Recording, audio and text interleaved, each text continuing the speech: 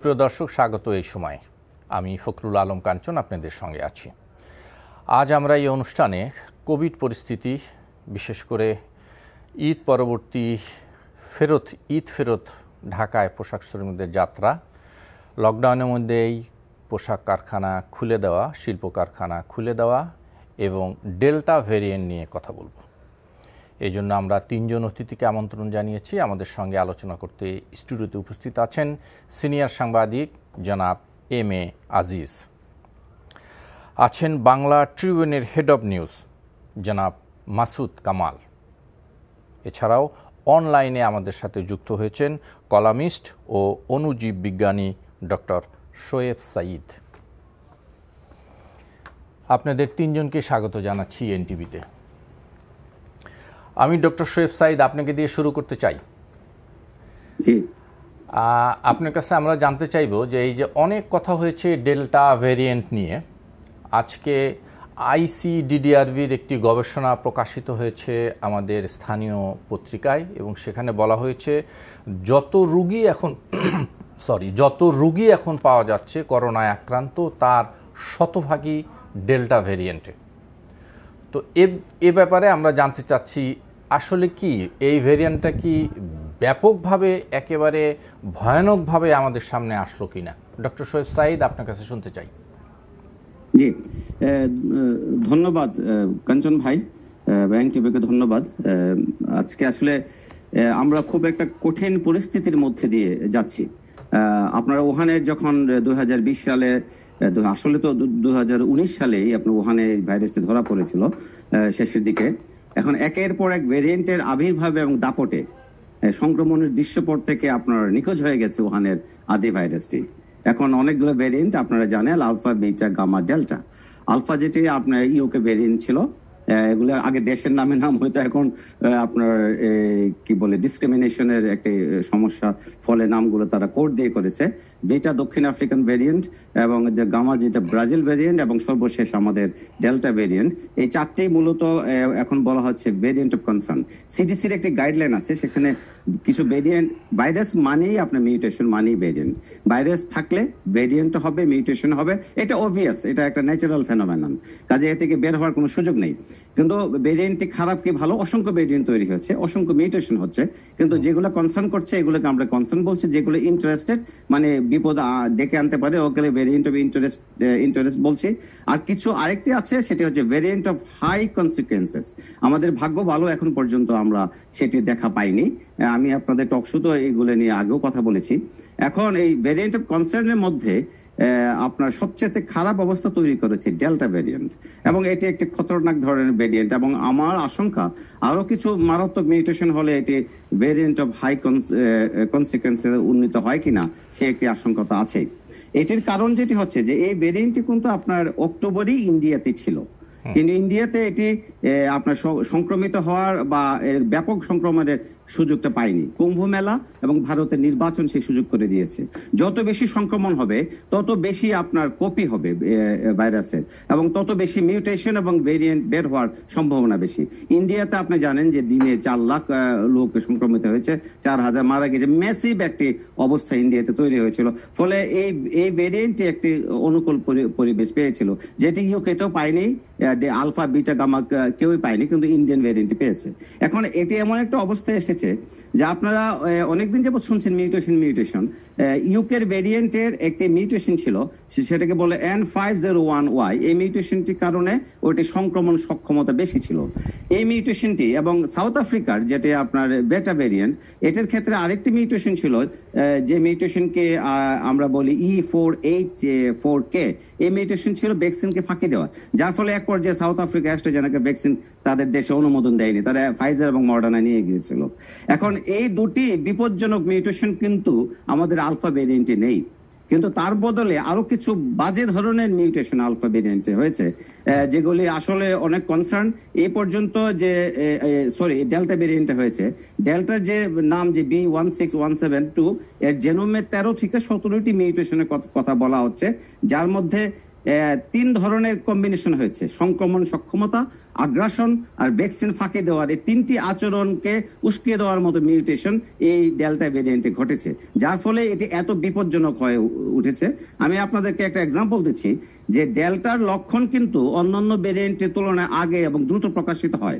অর্থাৎ উহানের আদি ভাইরাসটিতে যেখানে 6 দিন এভারেজে লক্ষণ প্রকাশিত হয়তো আপনার ইনফেকশন হওয়ার পর আপনার মধ্যে সিমটম আসবে, ডেল্টাতে কিন্তু 4 দিন। তার মানে এটি আপনার অ্যাগ্রেসিভ, অনেক আগ্রাসী।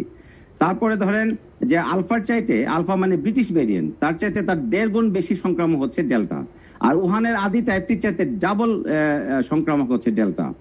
ডেল্টার মিউটেশন, জি আপনি যা বলছেন তাতে তো মনে হচ্ছে যে ডেল্টা ভেরিয়েশনের যে আগ্রাসী রূপ আমরা দেখছি তার চাইতেও বেশি আগ্রাসী। জি, আমি আপনাদের জন্য কিছু তথ্য দিতে যাচ্ছি যে সাধারণ আমি আবার আপনার কাছে আসি, আপনার কাছে আসে, আমার স্টুডিওতে দুজন গেস্ট আছে, একটু আলোচনা করে আবার ফিরি আপনার কাছে। আপনি ওখান থেকে শুরু করবেন আশা করি। জনাব মাসুদ কামাল, আপনার কাছ থেকে শুনতে চাই আগে আমি। আপনি এই অনুষ্ঠানে ঈদের আগে আমাদের সর্বশেষ যেই টক শোটা হয়েছিল সেখানে আপনি খুব জোর দিয়ে বলে গিয়েছিলেন যে এই আমাদের যে লকডাউন 5 তারিখ পর্যন্ত, 5 আগস্ট পর্যন্ত যে লকডাউন ঘোষণা করা আছে, এই লকডাউনের মধ্যে শিল্প কারখানা খুলবে। এক ধরনের চাপের কাছে সরকার নথি স্বীকার করবে এবং দেখবেন যে ঠিকই খুলবে। আমরা তাই দেখলাম যে লকডাউন শিথিল করা হলো, শিল্প কারখানা খুলে দেওয়া হলো এবং মানুষ স্রোতের মতন আসলো লঞ্চ ফেরিতে। আমরা যা দেখলাম, যে দৃশ্য দেখলাম, তাতে আগামী দিন যে আরো কি পরিস্থিতি অপেক্ষা করছে আমাদেরকে, সেটা নিয়ে আমরা শঙ্কিত। শুনতে চাই আপনার কাছ থেকে। না দেখেন, আমি যেটা বলেছিলাম, আমি তো জ্যোতিষ না আসলে, ঠিক না, আমি একটা সাধারণ মানুষ। তো আমরা যতটুকু আগে যা দেখেছি সেই অভিজ্ঞতার আলোকে কিন্তু আমি আমার কথাগুলো বলেছি। আমার কাছে মনে হয়েছে যে এদেশে, সত্যি কথা বলতে গিয়ে আমি আরো এত ডিটেলে না যাই, আমি আপনাকে সহজ কথাটা বলি। ধরেন 1 তারিখে আপনি খুলে দিলেন গার্মেন্টস ফ্যাক্টরি। আমার কয়েকটা প্রশ্ন, এই খুলে দেওয়া নিয়ে অনেক লোকজন একদম দেখলেন পঙ্গপালের মতো কিভাবে আসলো, অমানবিক তো বটেই, এবং সেটা কোভিড আরো বিস্তার হওয়ার জন্য খুবই উপযোগী একটা পরিবেশ। আমার প্রশ্নটা হলো, এতে বদনামটা কার হলো? বদনামটা তো সরকারের হলো নাকি না? এখন বদনাম সুনামের তো প্রশ্ন না, যেটা সবচেয়ে বেশি আমাদের সামনে, আমরা যে ক্রাইসিসের মধ্যে দিয়ে যাচ্ছি, যে করোনা সংক্রমণ, যে সংকট আমাদের সামনে, সেই সংকট আরো বাড়লো। যে সংকটটা এই দেশের রক্ষার জন্য আমি একটা কথা বলি, আপনি এই দেশের আপনি পুরো পপুলেশনকে জিজ্ঞাসা করেন, একজন লোক কি বলবে এই কাজটা ভালো হয়েছে? একজন লোক বলবে না। যে সচিব সাহেবের সিদ্ধান্ত দিয়েছেন, যে সরকারের যে প্রতিনিধির মাধ্যমে ঘোষণা করা হয়েছে, একজন লোক বলুক এই দৃশ্যটা দেখে যে এই দৃশ্যটা দেশের আগামী দিনের করোনা পরিস্থিতির জন্য ইতিবাচক হয়েছে, একজন লোক বলুক। একজন লোকও বলবে না। কেন? কয়েকদিন আগে ওই আমাদের এক সাবেক মেয়র বলছিল কেন উত্তেজিত হয়েছিল, ওই উত্তেজনাটা আমাদের দেখানো উচিত। কেন আপনি এটা কেন করলেন না ভাই? বিষয় লক্ষ্য করেন, সরকার বলতে পারতো নাকি যে ঠিক আছে, আপনাদের যদি এতই বেশি সমস্যা, গার্মেন্টস খুলতে হবে, তাহলে শ্রমিকগুলিকে আপনারা নিজ দায়িত্বে নিয়ে আসেন, আপনারা পরিবহনের ব্যবস্থা করেন। বলে নাই।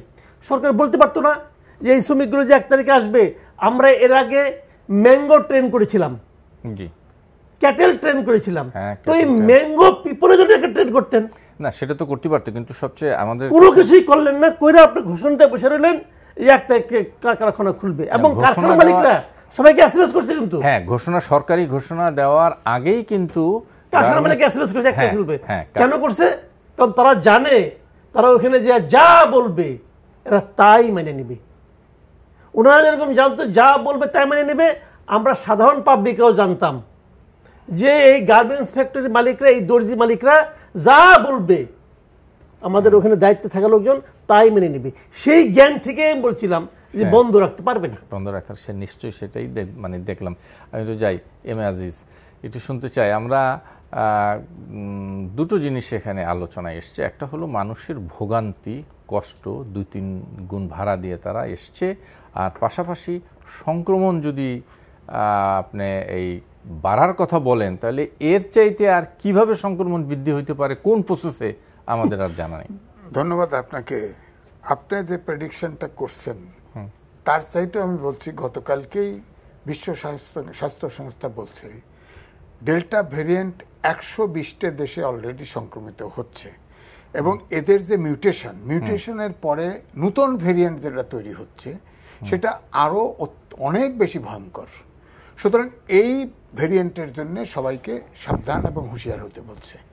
এবং আপনি লক্ষ্য করে দেখেন, আমরা তো সাবধান তো হই নেই, বরং আরো খুলে দিলাম। হ্যাঁ, এই জন্য আমি বলছি, আপনার ওই কথাই সাপ্লিমেন্ট আমি করছি, যে আজকে দেখেন যে চীন, রাশিয়া, এইসব দেশ যেগুলো উন্নত দেশ টিকা নিয়েছে, সেই সব দেশেও কিন্তু এই ডেল্টা ভেরিয়েন্ট এখন সংক্রমণ দেখা যাচ্ছে।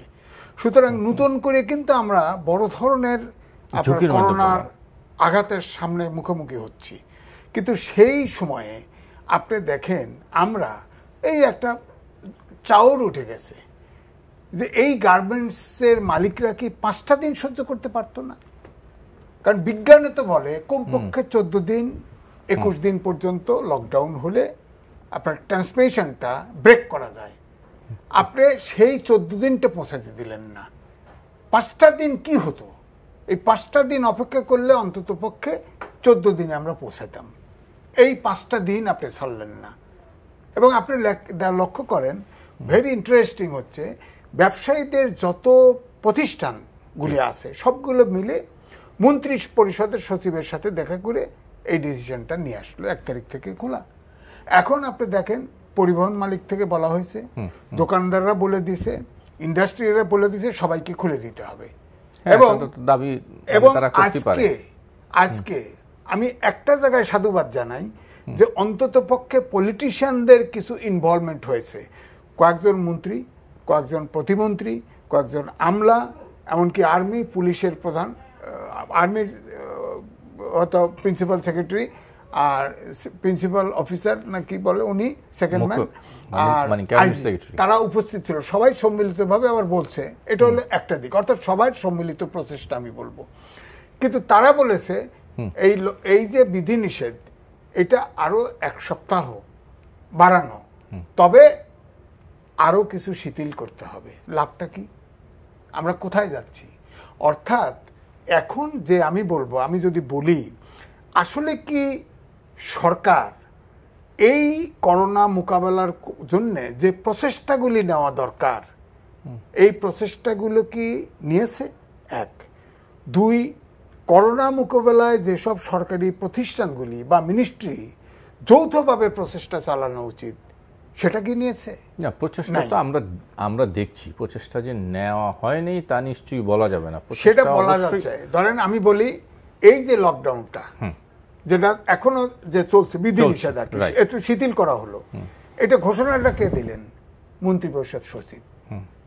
আমরা তো জানি, এটা মিডিয়াতে আসছে যে সকল, আমাদের পাবনাতে একটা ভাষা আছে, আমার কাম আমি করব, তোক খালি হুনায় লব। এখন আমাদের যে পরামর্শক কমিটি আছে তারাও কিন্তু দীর্ঘ লকডাউন চেয়েছে, স্বাস্থ্য অধিদপ্তর চেয়েছে, দেশের জনগণ চেয়েছে। কিন্তু আমরা জানি যে আমাদের প্রধানমন্ত্রী অফিসে একটা সেল আছে, সেই সেলের কাছে প্রপোজাল যায়, সেই সেল যেটা সঠিক মনে করেন সেইটা মন্ত্রিপরিষদ সচিবের মাধ্যমে ঘোষণা হয়, বিজ্ঞাপন মানে প্রজ্ঞাপন জারি হয়। হ্যাঁ, তাহলে এইটা যদি হয় তাহলে এই সেলে কারা? প্রধানত আমলা, এবং তারা কি জনগণের পালস বোঝে? না, সেটা না হলে। সুতরাং এখানে যেটা দরকার, ধরেন কি দরকার সংক্রমণ রোধের জন্য, প্রথমটা বাদ দেন। এখন আমরা যে অবস্থায় ছিলাম, 5 তারিখ পর্যন্ত যদি গার্মেন্টসের এই মানে কারখানাটা বন্ধ রাখতে পারতাম তাহলে নিশ্চয়ই একটা ভালো মানে রেজাল্ট হয়তো আশা করা যেত। কিন্তু যেই 5 তারিখের পর্যন্ত লকডাউন দিয়ে যে রেজাল্ট পাওয়ার ভালো আশা করার কথা, তার চেয়ে বরং আরো বেশি খারাপ হইলো হঠাৎ করে গার্মেন্টস গুলো খুলে দেওয়া। দেখেন, আগে একটা বক্তব্য ছিল যে আমরা জানতাম যে সাধারণত যারা কায়িক পরিশ্রম করে, এই ICTDRB একবার রিপোর্ট দিয়েছিল, তাদের কিন্তু ভাইরাস এফেক্ট করে কম। এই কারণে গার্মেন্টসের লোকদের নাকি মানে করোনা কম। কিন্তু এবারে গ্রাম এবং শহর সমতালে এফেক্টেড, প্রত্যেকটা বাড়িতে বাড়িতে করোনা রোগী। এখন এই যে গার্মেন্টসের লোক, এদের যদি করোনা অনুপাতিক হারে কম থাকে, তাহলে এরা গার্মেন্টস দেশে দিয়ে আসলো এবং দেশ থেকে করোনা নিয়ে আসলো, ঢাকায় এসে কারখানায় আরো ছড়াবে। এখন বলা হচ্ছে যে কমপক্ষে 2 থেকে 3 গুণ বেশি এখন করোনা এই কারণে সংক্রমিত। ডক্টর শোয়েব সাঈদ, আমি আপনার কাছে যাই এবং আপনার কথার সূত্র ধরে আমরা যেটি জানতে পারলাম যে এই ডেল্টা ভেরিয়েন্ট আরো তৈরি হতে পারে, আরো ভয়ঙ্কর হতে পারে, তাহলে আমাদের করণীয় কি? আমাদের করণীয়, আমাদের তো অনেক কিছু করণীয় ছিল, আমরা তো আসলে এগুলো করতে পারিনি। আপনার এখানে আমরা অনেকবার বলেছি এবং আমাদের 2জন বিশিষ্ট সাংবাদিক অলরেডি এই বিষয়গুলো নিয়ে কথা বলেছেন। এখন ডেল্টা ভেরিয়েন্টের আসলে আমি একটু এই ব্যাপারে বলার আগে আমি একটু ব্যাক করতে চাচ্ছি যে ডেল্টা ভেরিয়েন্টের যে আপনারা বললেন যে ভীতিকর, এখন পর্যন্ত এটি ভেরিয়েন্ট অফ কনসার্নের মধ্যে সবচাইতে খারাপ অবস্থানে আছে। এটি যদি ভেরিয়েন্ট অফ সিরিয়াস কনসিকুয়েন্সেস হয়ে যায় তাহলে বিশ্ব আবার নতুন সংকটে আপনার পতিত হবে। কিন্তু যারা ভ্যাকসিন নিয়েছে তাদের কিন্তু অলরেডি ডেল্টাকেও থামানোর একটা মেকানিজম তৈরি করেছে, কিন্তু আমাদের তো আর সেটি হয়নি, আমরা সেটি এখনো করতে পারিনি। তো ডেল্টা ভেরিয়েন্টের যে বিষয়টা আমি বলছিলাম যে মিউটেশন নিয়ে আমরা কথা বলছি, ডেল্টা ভেরিয়েন্টে যে ইউকে কিংবা আপনার দক্ষিণ আফ্রিকার মিউটেশন, খারাপ মিউটেশন দুটো নেই বটে, কিন্তু তার মধ্যে যে খারাপ অন্যান্য মিউটেশন আছে, যেমন একটি মিউটেশনের ফলে আমি আপনাকে বলেছি যে একটি মিউটেশনের ফলে সে প্রচুর পরিমাণ স্পাইক প্রোটিন তৈরি করে, যারা আমরা দর্শকরা আপনার ইতিমধ্যেই স্পাইক প্রোটিন সম্পর্কে জানেন, বহুবার এগুলো নিয়ে কথা হয়েছে। স্পাইক প্রোটিন আপনার সেলের মধ্যে আটকে যায়, আমাদের এই জন্যই ও ঢুকতে পারে সেলের মধ্যে। যত বেশি স্পাইক প্রোটিন থাকবে সে তত বেশি বাইন্ডিং করার ক্যাপাসিটি অর্জন করে, এটি একটি খারাপ দিক, যার ফলে এর ইনফেকশন বেশি ছড়াচ্ছে। আরেকটি হচ্ছে যে প্যাটার্নটা একটু চেঞ্জ হয়েছে। আপনার এখন দেখবেন যে ডেল্টাতে যারা সংক্রমিত হচ্ছে তাদের গলায় এবং ফুসফুসে সংক্রমণ অর্থাৎ ভাইরাসের লোড অনেক বেশি, এবং সেটিও বলা হচ্ছে যে একটি পার্টিকুলার মিউটেশনের কারণে দেখা যাচ্ছে যে সে গলায় এবং ফুসফুসে তার একটি অবস্থান তৈরি করেছে, আগে যেটি ছিল নাকের নিচে সাইনাসের মধ্যে। এবং আরেকটি মিউটেশন হয়েছে যেটি সবচেয়ে বিপজ্জনক মিউটেশন, সেটি হচ্ছে যে এই মিউটেশনটির ফলে ভ্যাকসিনকে ফাঁকি দেবার একটি টেন্ডেন্সি তৈরি হচ্ছে। এই মিউটেশনটি অনেকটাই দক্ষিণ আফ্রিকার ভেরিয়েন্টের মিউটেশনের কাছাকাছি, ফলে সে ভ্যাকসিনকে ফাঁকি দিচ্ছে, এবং ভ্যাকসিনকে ফাঁকি দেওয়ার কারণেই কিন্তু বিশ্বব্যাপী যে একটা ভয় তৈরি হয়েছে, যে ধরেন আমি এটা কি এই ভেরিয়েন্টে কি তৈরি অলরেডি হয়ে গেছে নাকি না? না, ডেল্টা ভেরিয়েন্টের কথাই আমি বলছি। না, ডেল্টা ভেরিয়েন্টের যার কথা বলছিলেন যে মানে ভ্যাকসিনকে ফাঁকি দিতে পারে। হ্যাঁ, ভ্যাকসিনকে ফাঁকি দেওয়ার একটা মিউটেশনের মধ্যে আছে, যার ফলে ভ্যাকসিনের কার্যকারিতা কমে যাচ্ছে এই ডেল্টা ভেরিয়েন্টের ক্ষেত্রে। আমি আপনাকে একটা উদাহরণ দিচ্ছি। উহানের আদি ভাইরাসটিকে ফাইজার এবং মডার্নার আরএনএ ভ্যাকসিন প্রায় 95-96% ওরা কাবু করতে পারে, কিন্তু এখানে বিভিন্ন ডাটায় এভারেজ আমি বলবো কোথাও 78, কোথাও 88 বিভিন্ন ডাটায় বলছে যে ফাইজার এবং মডার্নার ডাবল ডোজ নেওয়ার পরে আপনার এই প্রোটেকশন 80% নেমে এসেছে, অর্থাৎ 20% উইন্ডো আপনার ওপেন আছে ইনফেকশন হওয়ার জন্য। এবং অ্যাস্ট্রাজেনেকার ক্ষেত্রে এটি 60% ডাবল ডোজে, সিঙ্গেল ডোজে কিন্তু 30% এর নিচে, 30% কাছাকাছি, তার মানে ভেরি ইনসিগনিফিকেন্ট প্রোটেকশন। কিন্তু ডাবল ডোজে অ্যাস্ট্রাজেনেকা যেটা সেরাম আমরা নিয়েছি, সেরামের যে কোভিশিল্ড, সেটি ধরেন 60%, তার মানে 40% উইন্ডো আপনার ওপেন আছে। এবং আজকে আমি পত্রিকায় দেখেছি যে বাংলাদেশ ইন্ডিয়া থেকে কোভ্যাক্সিন যেটি আপনার ভারত বায়োটেকের এটি আনতে চাচ্ছে, এবং এটি বোধহয় চুক্তিও হয়েছে। এবং দেখা যাচ্ছে যে আপনার ভারত বায়োটেকের যে কোভ্যাক্সিন তারও কিন্তু ওই ডেল্টার ক্ষেত্রে তারও আপনার প্রোটেকশন হচ্ছে 60%, কিন্তু ওহানের আদি রূপটির ক্ষেত্রে তার প্রোটেকশন প্রায় 80%, অর্থাৎ আপনি 20-30% কিন্তু কমে যাচ্ছে। কাজে আরো বিপজ্জনক মিউটেশন হলে আরো কমে গেলে বিশ্ব একটা ক্ষতিকর অবস্থার মধ্যে আপনার পড়ে যাবে। তবে একটি সুখবর, সবাই যে নেগেটিভ তা নয়, আপনার সংক্রমণের জন্য 20%, 30%, 40% উইন্ডো ওপেন আছে, কিন্তু আপনি খুব বেশি অসুস্থ হওয়ার ক্ষেত্রে এই প্রোটেকশনটা অনেক বেশি, প্রায় 90%, যার ফলে কিন্তু আমেরিকা, কানাডা এবং যারা ভ্যাকসিন দিয়েছে তারা কিন্তু অনেকটা কমফোর্ট কমফোর্ট জোনে আছে।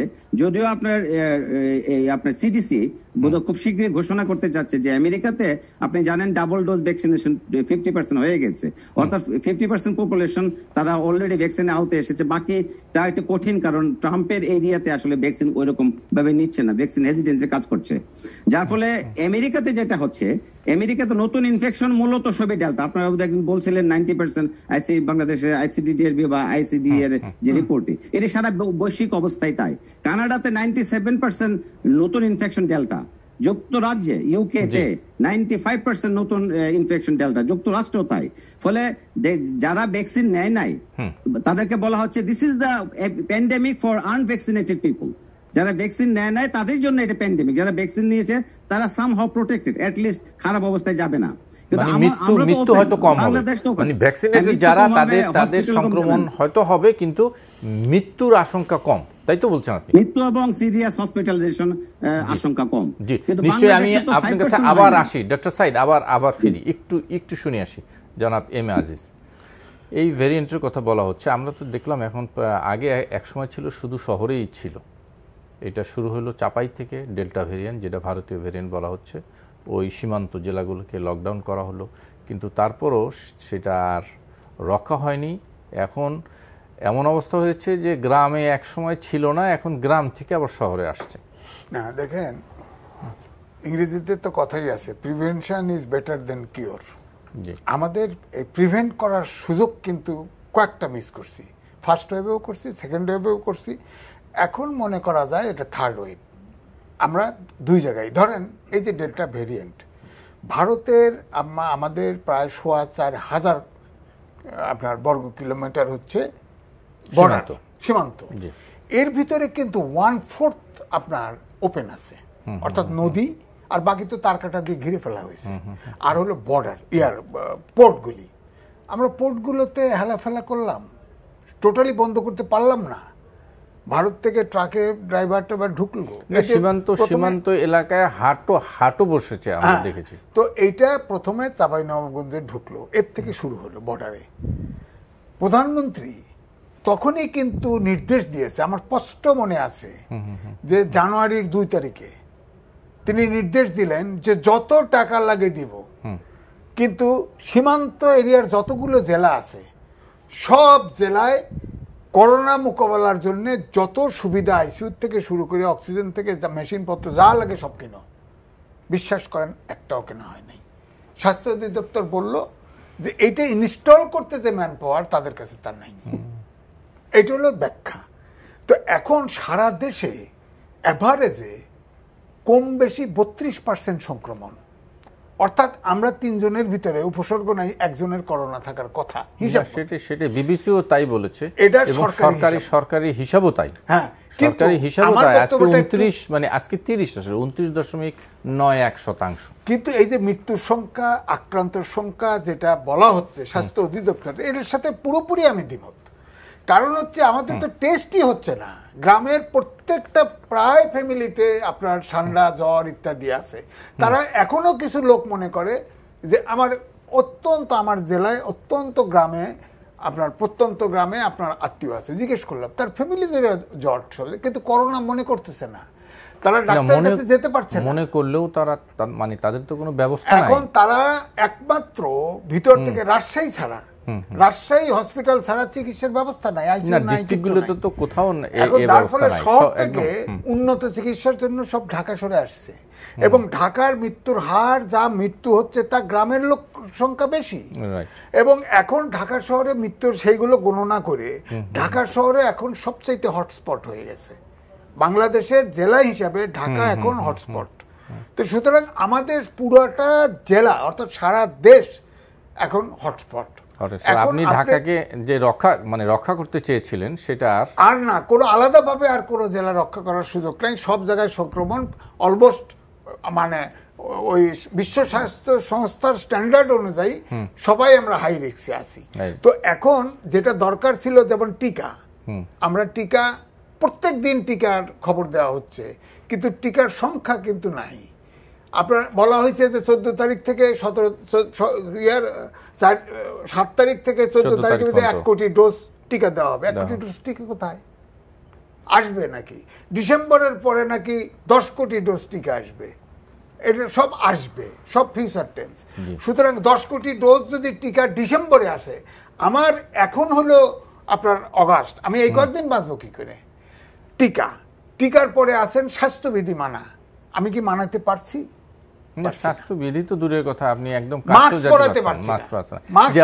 আমি একটু শুনে এসে জনাব মাসুদ কামাল যে আলোচনা করছিলেন জনাব এম এ আজিজ, এই আলোচনা আপনি করে গেছিলেন ঈদের আগেই, এবং সেখানে আপনি বলেছিলেন দুটো বিষয় বলেছিলেন, একটা হলো গার্মেন্টসের খোলার ব্যাপারে বলেছিলেন, আরেকটি বলেছিলেন যে ঢাকা শহরের শয্যা সংকট মানে তীব্র হবে এবং অক্সিজেন সংকট তীব্র হবে। অক্সিজেন সংকট আমরা এখন ঠিক সেভাবে না দেখলেও শয্যা কোনো হসপিটালে আসলে সাধারণ বেডও খালি নেই। জি, আমার মনে আছে আমি বলেছিলাম যে 15 অগস্টের মধ্যে আপনি দেখবেন ঢাকা শহরের প্রধান সমস্যা হবে অক্সিজেন, এইভাবেই বলেছিলাম কথাটা, এবং ওইদিকেই যাচ্ছেন আপনি।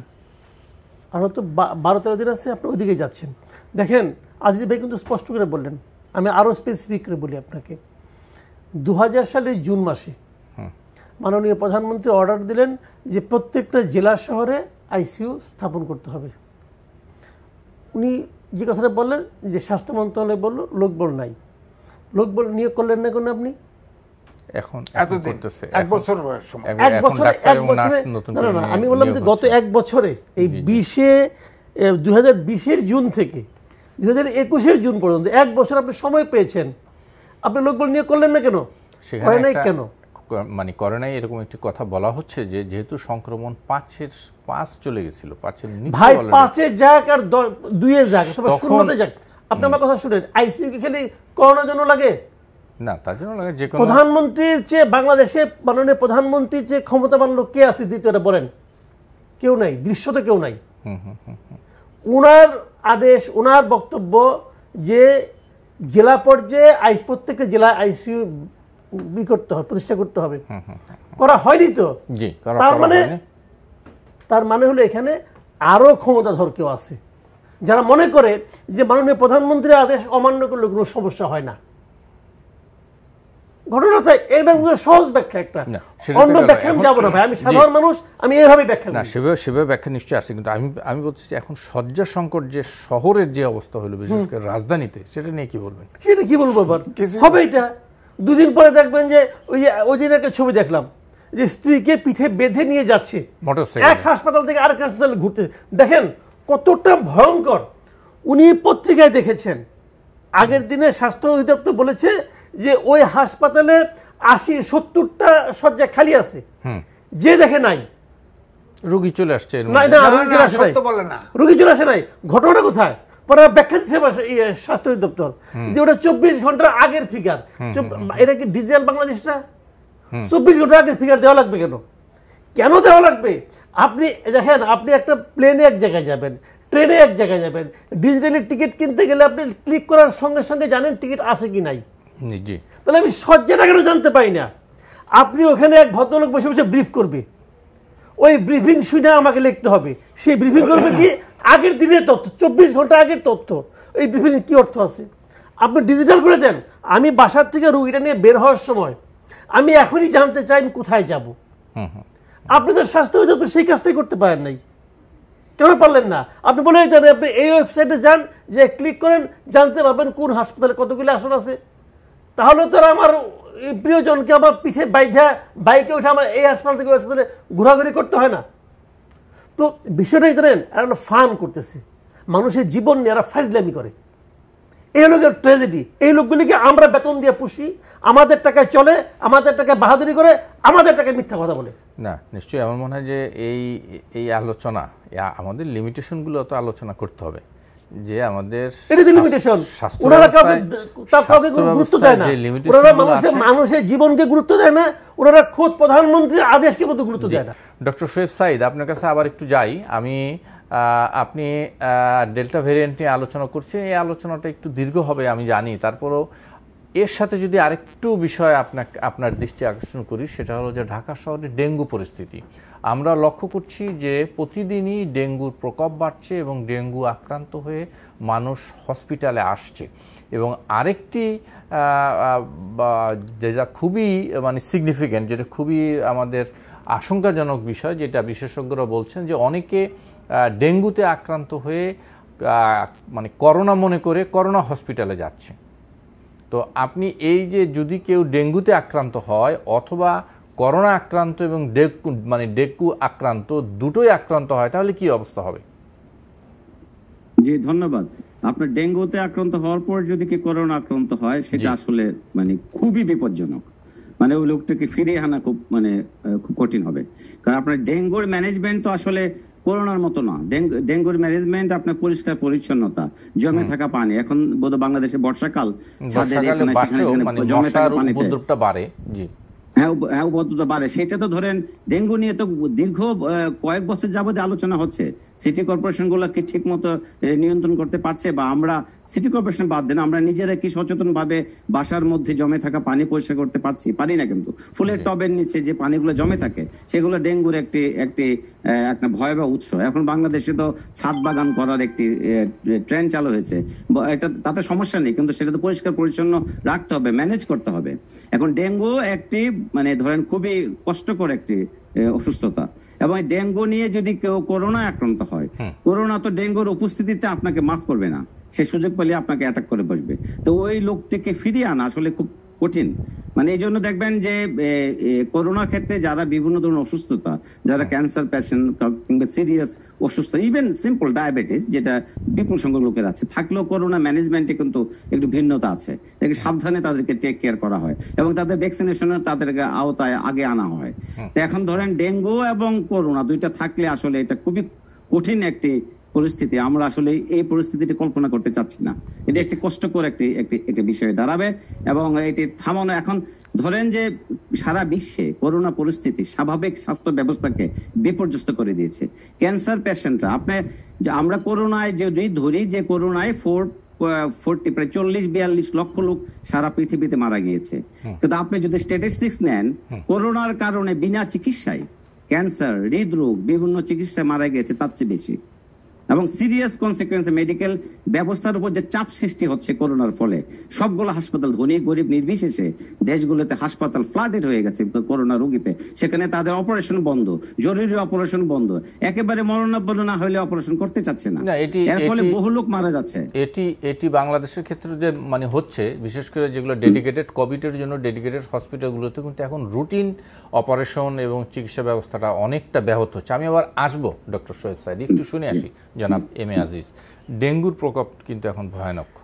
দেখেন, আমার খুব নিকট জনের আপনার খুব টেম্পারেচার উঠলো, নাপা খেলেই কমে যায়, আবার হয়, তখন সাংঘাতিকভাবে বিচলিত উঠলাম। কারণ এর আগে মিডিয়াতেই খবর পেয়েছি যে একই সাথে ডেঙ্গু এবং করোনা আক্রান্ত লোক হসপিটালাইজ, এবং এই দুটোর চিকিৎসা অপোজিট।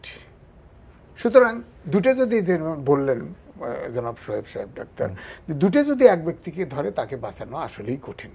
আমি চিকিৎসা ব্যবস্থাটা সম্পর্কে যা বুঝলাম, তখন তাকে করোনা, ডেঙ্গু এবং টাইফয়েড টেস্ট করালাম, নেগেটিভ আসলো, আশ্বস্ত হলাম। ডাক্তার বললো এখন অ্যান্টিবায়োটিক দিলাম, ঠিক আছে। এখন তো আমার বক্তব্য হচ্ছে যে এইখানে হঠাৎ করে বললে হবে না। ডেঙ্গু এটা আমরা নিজে সৃষ্টি করি। করোনা ভাইরাস আপনার পাসপোর্ট লাগে না, চলে যাচ্ছে।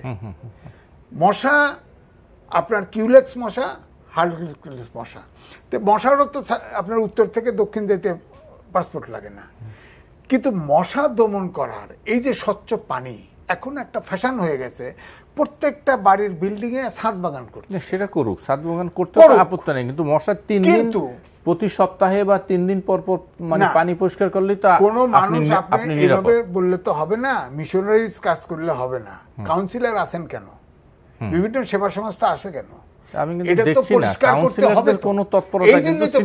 কারণ এই করোনা মোকাবেলার ক্ষেত্রে এবং আপনার ডেঙ্গু মোকাবেলার ক্ষেত্রেও পলিটিশিয়ান এবং আগে যে জাতীয় ক্রাইসিস হলে যে সব শ্রেণী পেশার মানুষ ঝাঁপিয়ে পড়ে, আমরা এটা দেখতে পাচ্ছি না। এটি হলো বড় সমস্যা।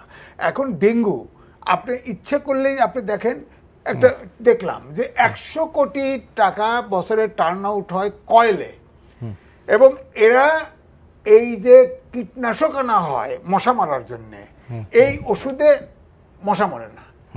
কারণ হচ্ছে এখানে ভাগাভাগি হয়, এগুলো কিন্তু ভাবতে হবে, এগুলো ভাগাভাগি হয়। আপনার ধরেন এই যে পরিষ্কার মারা, স্প্রে করা, বাসা বাড়ি পরিষ্কার করা, আপনার একটা ওয়ার্ড কত বড়, ঢাকা শহরে বলেন, গ্রামে বলেন, চেয়ারম্যান আছে, আপনি যদি টিম করে করে বিভিন্ন শ্রেণী পেশা ছাত্র যুবক নিয়ে করে এবং প্রত্যেকটা বাড়ির ছাদে উঠতে দিতে হবে, প্রয়োজনে কারা না করলে তাদের ফাইন করেন বাড়ির মালিক, এগুলো প্রসেস করেন। এখন ধরেন উত্তরের সিটি মেয়র তিনি বললেন যে প্রত্যেক দিন শনিবারে 10 মিনিট করে অন্তত পক্ষে পরিষ্কার পরিচ্ছন্ন করতে হবে। এক কাউন্সিলর বলল আমি তো জানি না, তাকে ইমিডিয়েটলি স্যাক করা উচিত ছিল। ইমিডিয়েটলি করছে, করে নাই তো, কারণ ওনাকে করা যাবে না, উনি তো লাইনের লোক। সুতরাং লাইনের লোকগুলোর সব জায়গায় বসার কারণে সমস্যাগুলি তৈরি হচ্ছে, কোন নির্দেশ কোনো কিছু বাস্তবায়ন হচ্ছে না, লাইনের লোক। আমরা আলোচনা করব। মাসুদ কামাল, ডেঙ্গু নিয়ে কি বলবেন? এখানে আমি এই কয়েকদিন আগে একজন ডাক্তারের একটা স্ট্যাটাস দেখলাম ফেসবুকে। উনি বলতেছেন যে কথা আমাদের অতিথিও বললেন, যে যখন কোনো রুগী কোথাও যায় না ডাক্তার, তো সবাই মনে করে কি যে হয়তো আমার কোভিড-19 হয়েছে। তো আমাদের এখানে ডাক্তার কোভিড-19 তো আসলে খুব একটা স্পেসিফিক কোনো ট্রিটমেন্ট কিন্তু নাই। তো ওরা বিভিন্ন সিমটম অনুযায়ী বিভিন্ন রকম ভাবে ট্রিটমেন্ট দেয়, এবং যে ট্রিটমেন্টটা তারা দেয় সেটা হলো তারা ব্লাড থিনারের একটা ইনজেকশন দেয়, এমন একটা ইনজেকশন দেয় যাতে নাকি ব্লাডটা একটু থিন হয়ে যায়, যেন ব্লাড মানে ক্লট যাতে না হয়। এটা তারা দেয়, এটা মোটামুটি সবাই দেয়, এটা দেয়। এই ইনজেকশনটা যে রেমডিসিভির বলে না, এটা হলো সেই জিনিসটা, এটা দেয়। এবং ডেঙ্গুর জন্য ব্লাড থিন হলো গিয়া মারাত্মক ভয়ঙ্কর একটা ডেঙ্গুর সময় যদি আপনার ব্লাডটা থিন হয়ে যায় তাহলে আপনার মানে হেমোরোজিক হয়ে আপনি মারা যাবেন ভাই। এটা হলো বেসিক ব্যাপারটা, মানে যে কথাটা উনি বললেন মানে টোটালি অপোজিট। তো এখন কোশ্চেন হল, প্রথমেই যেখানে আপনি যাবেন প্রথমে বলবে আপনি আগে করোনা টেস্ট করে আসেন। হ্যাঁ, সেটা তো কম। এবং অনেকে করে কি করোনা সিমটম দেখা দিলে কিন্তু তারা শুরু করে দেয় এই কারণে যাতে নাকি ফুসফুসটা ড্যামেজ না হওয়ার আগে তারা একটা আতঙ্ক কাজ তো করে। তো এই যে বিষয়টা, যে কথাটা আজিজ ভাই বললেন, আমি তোমার সঙ্গে একমত। হাইপোথেটিক্যালি বলি, শুনতে খারাপ শোনা যাবে এবং অবাস্তব মনে হবে। বাংলাদেশে গভর্নমেন্ট একটা করে দেয় যে আগামী 1 বছর কোনো কয়েল এবং কোনো অ্যারোসেল বিক্রি করা যাবে না। মশার থেকে বাঁচতে হলে মশারির মধ্যে থাকো, সিম্পল, মশারির মধ্যে থাকো। আপনি দেখবেন মশা অর্ধেক হয়ে গেছে। পরিষ্কার পরিচ্ছন্ন তো করতে হবে। ডক্টর করেন করলে ভাই, এই 100 কোটি টাকা তো এক জায়গায় যায় না। ঠিক আছে, সেটা অনেক জায়গায় যায়। হ্যাঁ, ডক্টর সৈয়দ সাইদ, একটু শুনতে চাই যে কথাটা আপনি এর আগের আলোচনায় বলেছেন যে করোনার সাথে ডেঙ্গু যদি হয় তাহলে তো ভয়ঙ্কর অবস্থা। এখন একটু আশার কথা শুনতে চাই। আমরা ঢাকাবাসী তো এখন জর্জরিত, করোনার পাশাপাশি এখন ডেঙ্গু সংক্রমণ হচ্ছে এবং সেটা শুধু ভর্তি হচ্ছে প্রতিদিন মানে 200 উপরে ডেঙ্গুতে আক্রান্ত হয়ে, করোনার পাশাপাশি ডেঙ্গুতে আক্রান্ত হয়ে শুধু ঢাকায় ভর্তি হচ্ছে 200-র উপরে গত 1 সপ্তাহ যাবত। আপনার ডেঙ্গুকে কন্ট্রোল করতে গেলে আপনার পরিষ্কার পরিচ্ছন্নতা ছাড়া আর কোনো উপায় নেই। আপনার কোভিডের ক্ষেত্রে আমরা অনেকটা অসহায় প্রকৃতির কাছে, ডেঙ্গুর ক্ষেত্রে কিন্তু আমরা এতটা অসহায় না। ধরেন বাংলাদেশে, আমি আসলে আমাদের আজিজ ভাই এবং মাসুদ ভাইয়ের কথার প্রেক্ষিতে আমি আসলে 2-1টি কথা আপনার এখানে বলতে চাচ্ছি। যে আমরা স্বাস্থ্য মন্ত্রণালয়ের বিরুদ্ধে আমি 2020 সালের জুন থেকে কথা বলছি যে তাদের অব্যবস্থাপনার বিরুদ্ধে, কিন্তু আমার ইদানিং মায়া হয় তাদের অসহায়ত্ব দেখে। আপনার এখানে আজিজ ভাই এখানে ক্যাবিনেট ডিভিশনের কথা বলেছে। উন্নত দেশে কিন্তু আমলাতন্ত্র, ওই যদি কানাডার কথা ধরি, কানাডাতে প্রিভি কাউন্সিল বলে, এটা হচ্ছে শীর্ষ আমলাদের একটি গ্রুপ থাকে, তারা সরকারকে পরামর্শ দেয়, অনেকটা আমাদের মন্ত্রী পরিষদ বিভাগের মতো। কিন্তু তারা খুবই গভর্নমেন্টকে মানে যে পরামর্শগুলো দেয় এগুলো খুবই গভর্নমেন্টের প্রয়োজনীয় পরামর্শ দেয়। এটি সব দেশেই আছে, চেক এন্ড ব্যালেন্সের মাধ্যমে থাকে। কিন্তু এই প্রিভি কাউন্সিলও কিন্তু এখানকার স্বাস্থ্য বিশেষজ্ঞদের, আপনার টেরেসা ট্যাম যে আপনার প্রধান স্বাস্থ্য কর্মকর্তা, তাদের কথাটা বাইরে যায় না। প্রধানমন্ত্রী যখন সাংবাদিকদের সামনে উপস্থিত হন কানাডায়, উনি কিন্তু কখনোই ওই যে স্বাস্থ্য মন্ত্রণালয় বা স্বাস্থ্য বিশেষজ্ঞদের যে প্যানেল আছে ক্রাইসিস আপনার ফেস করার জন্য, তাদের কথার বিরুদ্ধে যাচ্ছে না, তাদের কথাই প্রধানমন্ত্রীর মুখ দিয়ে বের হচ্ছে। কিন্তু আমি আমাদের স্বাস্থ্য মন্ত্রণালয়ে মাঝে মাঝে অসহায়তা দেখেছি, বিশেষ করে লকডাউনের সময় ওনাদের কথা আসলে কেউ শুনেননি।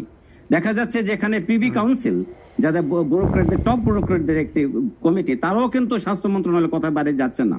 কিন্তু আমাদের দেশে কারা কি সিদ্ধান্ত নিচ্ছে? এটা আসলে ঈদের সময় আপনার এই মানে মসজিদের ভেতরে নামাজ পড়বেন, স্বাস্থ্য মন্ত্রণালয়ের সিদ্ধান্ত উপেক্ষা করে ধর্ম মন্ত্রণালয় সিদ্ধান্ত দিচ্ছে। This is crisis time. এটি একটি দুর্যোগ ব্যবস্থাপনা। আজকের কথা যদি আপনাকে আমি বলি, স্বাস্থ্যমন্ত্রীকে আজকেই জিজ্ঞাসা করা হয়েছিল লকডাউন শিথিল করা, কলকারখানা খুলে দেওয়ার ব্যাপারে। উনি এই প্রশ্ন এড়িয়ে গেছেন এবং বলেছেন যে স্বাস্থ্য মন্ত্রণালয়ের দায়িত্ব হচ্ছে শুধু টিকা দেওয়া, টিকা মানে স্বাস্থ্য ব্যবস্থাপনার দায়িত্বে। লকডাউন নিয়ে আমাদের মানে এইভাবে উনি এদিকে ওনার লিমিটেশন তো নিশ্চয়ই আছে। আমি ডক্টর শোয়েব সাঈদ, আমি একটু জিনিস আপনাকে জানাচ্ছি। নির্বাচনের সময় নির্বাচন কমিশন প্রশাসন হ্যান্ডেল করে 3 মাসের জন্য। এই ক্রাইসিসে স্বাস্থ্য মন্ত্রণালয় বিশেষজ্ঞদের উপর আমাদের নির্ভর করা উচিত ছিল। আমরা নির্ভর করিনি, আমরা গতানুগতিক রাজনৈতিক স্টাইলে চলেছি, যার ফলে বারবারে আমরা লকডাউন দিয়ে লকডাউন কার্যকর করতে পারছি না, আমরা ক্রাইসিস ম্যানেজমেন্ট করতে পারিনি। আমরা আপনার এখন সারা বিশ্বব্যাপী একটা ক্রাইসিস। 7 দিনের জন্য আপনার আমাদের যদি এগুলা বন্ধ থাকে, এই যে গার্মেন্টস গুলা 2 সপ্তাহের জন্য সিরিয়াস লকডাউন, তো অসুবিধা নাই। কিন্তু আমরা কোথাও যেন একটা মানে হজবরল অবস্থা তৈরি হচ্ছে, যেটা আমি উপসংহার আর বলতে চাচ্ছি না। সেটি হচ্ছে ভয়ের কারণ আর কি। জি, একদম আজকে শেষের দিকে আছি। জনাব এম এ আজিজ, যেটা হয়ে গেছে তো হয়ে গেছে। আমরা এখন যদি বলেন যতটা সম্ভব চেষ্টা করতে হবে টিকা আনতে, কারণ টিকা এখন ক্রাইসিস সামনের দিকে আরো হবে বলে আমার কাছে মনে হচ্ছে। কারণ যেসব দেশ টিকা উৎপাদন করে সেই সব দেশে নতুন ভেরিয়েন্ট আবার শুরু হচ্ছে, অর্থাৎ ডেল্টার মিউটেশনে নতুন আরো সিরিয়াস ভেরিয়েন্ট। সুতরাং এই টিকা কাজে আসতেও পারে, নাও পারে, আসলেও তারা টিকা দিবে কিনা সন্দেহ। আমি ইতিমধ্যে একটা দেখলাম যে রাশিয়া যে স্পুটনিক ভি আমাদের যে আনার কথা ছিল, সেটা আমরা নাও পেতে পারি, কারণ রাশিয়াতে আবার শুরু হয়ে গেছে। 1, 2 হচ্ছে সবচেয়ে বড় আমাদের যেটা করণীয়, সেটা হলো মাস্ক পরানো এবং স্বাস্থ্যবিধি মানানো। এই ব্যবস্থাটা সবচাইতে গুরুত্ব দিতে হবে। আপনি স্বাস্থ্যবিধির কথা বলছেন, কিন্তু আমরা যেভাবে মানুষজনকে দেখলাম স্বাভাবিক অবস্থায়ও এইভাবে মানুষজন মানে চলাফেরা করা যায় না। হচ্ছে কি জানেন, এই করোনার সময় আমাদের হতদরিদ্র ছিল তার আগে 20%, মধ্যবিত্ত বাংলাদেশের হিসাবে ছিল 60 থেকে 70%, শেষের দিকে আছে। এর ভিতরে 20% হতদরিদ্রের নামে, মধ্যবিত্তরাও দরিদ্রের সীমায় চলে গেছে। তা এখন যদি না আসে, তারা তো না খেয়ে তাদের চাকরি যাবে, এই জন্য তারা রিস্ক নিয়েছে। কিন্তু আমার বক্তব্য হলো, এটা তো যে মাসুদ কামাল সাহেব বললেন, আপনি যখন খুলে দিলেন, আপনি গরু আনতে পারেন, আম আনতে পারেন, আপনি মানুষ আনার জন্য ট্রেন দিতে পারতেন না। অর্থাৎ এটা হলো সিদ্ধান্ত নিতে হবে যারা জনগণের পালস বোঝে তাদেরকে দিয়ে, সেটা তো হচ্ছে না। অর্থাৎ পুরা করোনা মোকাবেলার জন্য আমলার উপরে নির্ভর করা হচ্ছে, এখানেই হলো বড় সমস্যা। জি, একেবারে শেষের দিকে মাসুদ কামাল, এখন কি করা যায়? এখন অপেক্ষা করবেন। মানে কিসের জন্য? ভ্যাকসিনের জন্য, মৃত্যুর জন্য না। ভ্যাকসিন তো আমাদের আসতেছে এবং প্রয়োগও শুরু হয়েছে, বলা হচ্ছে 14 তারিখের মধ্যে আমাদের সরকার যেভাবে ভ্যাকসিন আনতেছে, এটাকে আমি অবশ্যই খুব আশাব্যঞ্জক বলবো। মানে প্রচুর ভ্যাকসিন এখন কিন্তু পাইপলাইনে আছে এবং যেভাবে দেওয়া হচ্ছে এটা অত্যন্ত আশাব্যঞ্জক। যদি সব মানুষের দেওয়া হয়ে যায় তাহলে তো আমরা খুব ভালো অবস্থায় থাকবো। কিন্তু তার মধ্যে সন্দেহ কিন্তু ঢুকে দিচ্ছে বিভিন্ন জন। আজিজ ভাই একটু উচ্চারণ করলেন যে এই ভ্যাকসিনের মেয়াদ কতদিন, এটা কিন্তু আমি জানি না। বলা হচ্ছে 6 মাস। ডক্টর শোয়েব সাঈদ বেশি ভালো বলতে পারবে। এখন কি হচ্ছে, এটা কেবল আমার অনুভূতি না। আমার বাসায় আমার ওয়াইফ আজকে সকাল থেকে কাশাকাশি করতেছে, বুঝলেন, কিন্তু কাশতেছে। আমি কিন্তু সবসময় আতঙ্কে আছি, তাহলে কি ওর হয়ে গেল, তাহলে কি ওর কাছে আমার হয়ে গেল, এই অনুভূতি কিন্তু আমার না। আচ্ছা, মানুষের কি সর্দি কাশি হবে না? হ্যাঁ হবে তো। মানুষ সর্দি কাশি, স্বাভাবিক কাশি দিলে পরেও প্রত্যেকটা বাসায় মানুষ আতঙ্কিত হচ্ছে। এই আতঙ্ক নিয়ে আমাদের বসবাস করতে হচ্ছে। যে কথাটা আজিজ ভাই বলে, আমি আজিজ ভাইকে আবারও সাপোর্ট করছি যে এখন মূল ঘটনাটা হলো আপনাকে মাস্ক পরতে হবে ভাই, মাস্ক পরতে হবে। আর ওই যে আপনি বললেন, ওই দিন আমরা কি দেখলাম, ওটা হলো মানুষকে প্ররোচিত করা হয়েছে এবং সেই ওদের কোভিড আক্রান্ত হওয়ার যে প্ররোচনা দিয়েছে, এই জন্য তাবৎ গার্মেন্টস মালিকদের বিরুদ্ধে মামলা করতে হবে। সেই দিকে আমরা না যাই। আমার মনে হয় আলোচনা আজকে শেষ। জনাব doctor Shoaib Saeed, M A Aziz এবং জনাব মাসুদ কামাল, আপনাদের 3 জনকে অনেক অনেক ধন্যবাদ। দর্শক, এই ছিল আমাদের আজকের আয়োজন। আগামী অনুষ্ঠানে আবার দেখা হবে। শুভরাত্রি।